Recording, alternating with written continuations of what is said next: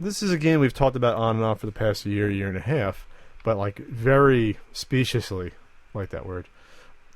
Star Citizen. They reached a milestone.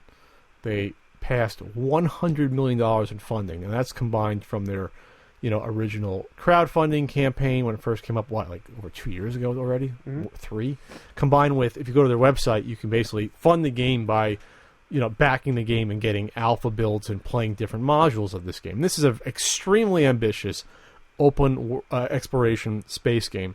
This is my dream game. This is a game that, in theory, will combine, aspects of Privateer with Halo. Basically, you'd be able to be a space explorer, combat missions. You can trade, be a mercenary, but also get out of your ship, explore starships, explore worlds, fight it out with guns and lasers and stuff.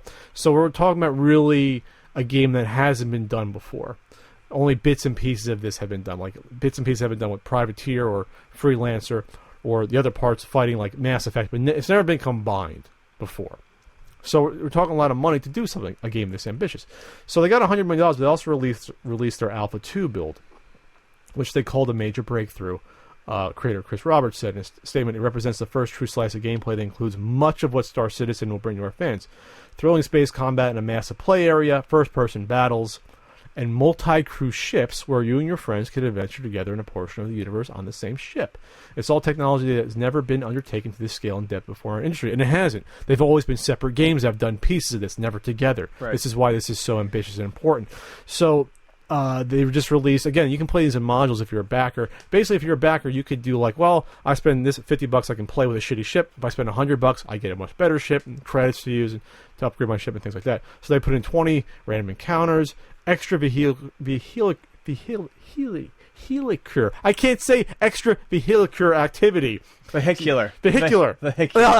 Go outside your ship's airlock and float around in the void and do stuff like that. They added new ships, new locations to explore, and they finally added the first-person and third-person shooter aspects, which are very interesting. So it's getting there. Now, you might argue, maybe you will, that this will never get done just because there's so many big pieces they're trying to interlock and put together that it may never get there. But at least they're making the baby steps to getting there. So I think the idea of the game is... honestly, it's insane. Like Pat said, it's kind of a dream game for me. I grew up playing a lot of those space exploration games. Vehicular.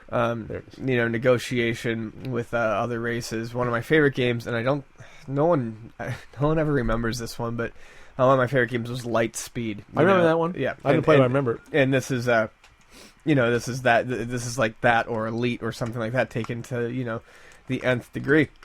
And I would love for something like this to come together and work, and I'm sure it would be amazing. My problem is that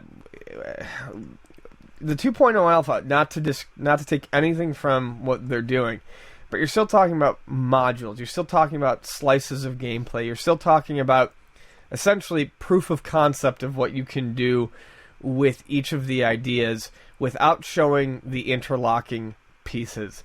And as Star Citizen has grown, additional things have, so has the ambition of the project. Mm-hmm.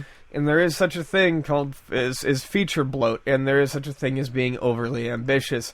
And I do wonder at what point will everything be nailed down and they will say, okay, this is what we've got, this is what we're going to shoot for, and that's it.